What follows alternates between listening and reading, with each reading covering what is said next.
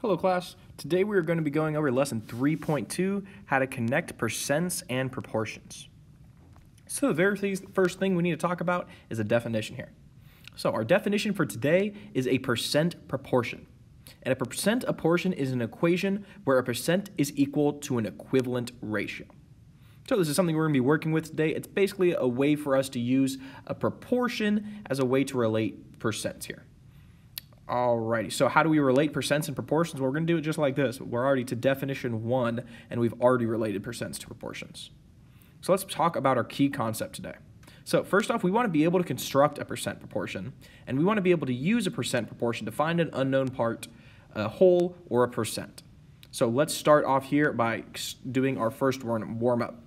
We want to use a percent proportion to find each value. Alright, so we want to find 2% of 80. So the way we would write a percent proportion is we are going to write our percentage on one side and we're going to make that equal to a whole here. So the way we would write it is, first off, let's start by writing 2%. Well, as a fraction, 2% would be 2 over 100. And that'll be equal to whatever we were trying to look for here, which in this case is going to be x over 180. So notice what we're trying to find here. Our 100% would be 180. So our 100% would be 180, and we want to find our 2%, which here is equal to x. So we're going to do that by solving this. So the way to solve this problem is with cross multiplication. So when we do cross multiplication, we multiply our numerator on the left side by our denominator on the right side, and our denominator on the left side by our numerator on the right side. We call it cross multiplication because we're just going across right there. So the left side of my equation, 100 times x will be equal to 100x, and 2 times 180 will be equal to 360. All right, now this is just a simple problem for us here. We got to solve for x. So whatever we do on one side, we have to do on the other side. How are we going to get rid of this positive 100? Well, we can divide both sides of our number here by 100. So at this, 100 divided by 100 is obviously just x, and 360 divided by 100 would be equal to 3.6. All right, so how do we check our work on this one? Well, let's find out if 3.6 is 2%. So to do that, we can do 3.6 divided by 180. And 3.6 divided by 180 will give you 0.02, which is, of course, 2%. So yes, we did do this one correctly here. That's just how we solve our work. So what's 2% of 180? Well, 2% of 180 is x is equal to 3.6. All right, let's get on to our next one here. What percent is 17 out of 40? All right, so here we need to find our percent, right? So when we're setting up our percent proportion, on the left side, which is our percent, we're going to make an x, because we don't know what that percent is, over 100 is equal to, and we already got this fraction, 17 over 40. So how do we solve this one? Well, we do it the same way with cross multiplication.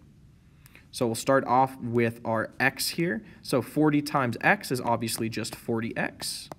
And 100 times 17 is 1,700. All right, now to solve for x, we can divide both sides of our equation by 40. And then x will be equal to 170 divided by 4, which is, of course, equal to 42.5. So what percent is 17 out of 40? Well, that would be 42.5%. All right, and then if we put that into our calculator again, 17 divided by 40, we could, of course, find that is 0.425, which, of course, is 42.5%. This was just a way for us to use a percent proportion to calculate these same problems that we've calculated in the past. All right, next slide here. So the rabbit population in a certain area is 200% of last year's population. There are 1,100 rabbits this year, so how many rabbits were there last year? All right, so our percent is easy enough to come up with. It tells us 200%, so we can write that as 200 over 100, and that'll be equal to, and this is where we have a little change. Now our top value is going to be 1,100, because that's the value that is increased by 200%, so we're lining it up with our 200 there. And the bottom is going to be x, because we don't know yet. All right, this is the same as last time, though, with how we solve. It's still cross multiplication. So 200 times x is obviously 200x. And 1,100 times 100, we're just going to add 2 zeros on there. So 110,000. So 110,000. All right, so to solve for x here, we'll divide both sides by 200. Cancel out those zeros there, and what we get is x is equal to 550. So is 200% the same as 1,100 divided by 550? Well, yes, right? And let's think about this one logically. So if a population is increasing by 200%, then that means it is twice the population it was last year, right? So we could look at 550 and see that that is exactly 1/2 of 1,100. So to go from 550 to 1,100, we would have to double our population, or we'd have to increase by 100% here. Alrighty, let's get to our next example here. You bought a house for $240,000 with a down payment of $60,000. So their down payment is what percentage of the proportion price? So we could calculate this one a couple of different ways, but let's use a percent proportion here. So obviously I want to find out what percent it is, so I will do a x over 100 is equal to 60,000 over 240,000. All right, so this will of course be 0, 0, 0, 0, 0, oops, I went to the other side, 0, 0. So I put my comma in the wrong place, sorry. That's where my comma should be, and right here, there we go. 600, 000 is equal to 240,000 times x. All right, so we simply have to divide each number by 240,000, and that will give us 60.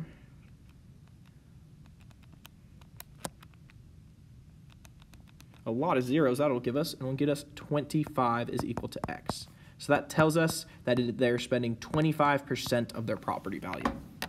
All right, so what percentage of the purchase would a $12,000 down payment be? All right, well, instead of using a percent proportion to do this one, I'm going to take it right from the get-go here. So we could write 12,000 over 240,000, and this is going to give us the percentage of what percentage 12,000 is of 40,000. So I'm just going to do some canceling here. We're going to cancel out all of our zeros, and now we're looking at 12 divided by 240. So 12 divided by 240 would give us 0.05, which is, of course, 5%.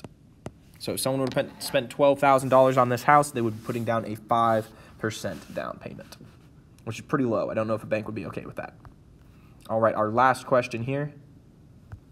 Marna thinks about 35% of her mail is junk mail. She gets twice as much mail as she gets about twice as much regular mail as junk mail. So is she correct? Well, let's think about this one. We didn't really get any numbers here, so I'm going to draw myself some pictures. Okay, so if she gets twice about as much regular mail as junk mail, let's think of it like this. Let's call her junk mail. This is her junk mail here.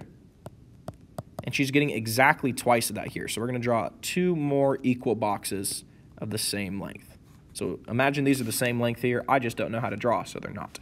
So this is regular, and this is regular.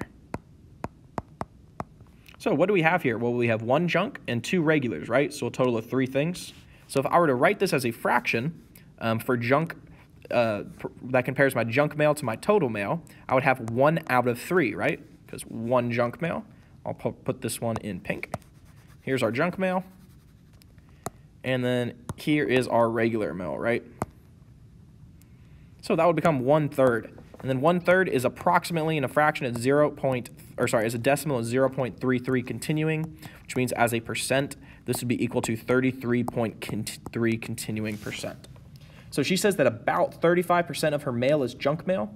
Is she correct? Well, she's not exactly correct. She said 35, we said 33, but for guessing and saying about, then we would say yes, she is correct.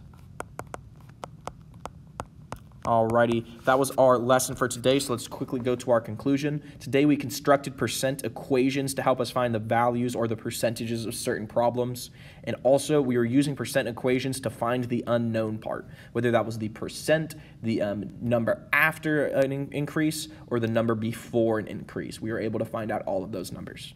Alrighty, everybody, I hope the video notes goes good today. Make sure you're writing down everything we have here. I will see you all in class tomorrow. Bye-bye, everyone. Have a good rest of your day.